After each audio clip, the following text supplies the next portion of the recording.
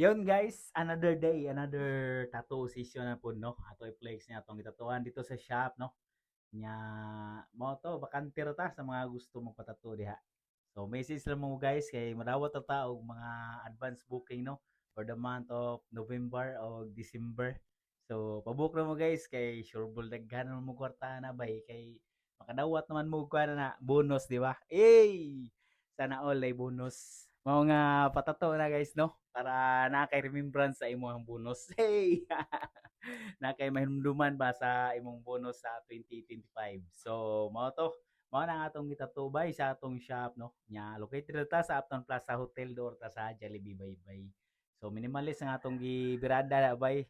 Inagmay lang sad kay human naman ta atong naidako nga atong gitato nga session no.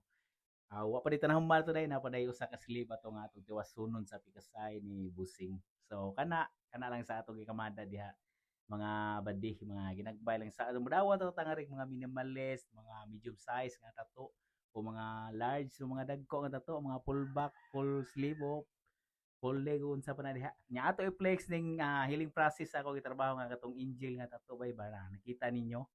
So sulid ang healing process ato bay. Smooth ra kayo ang pangaknit niya no.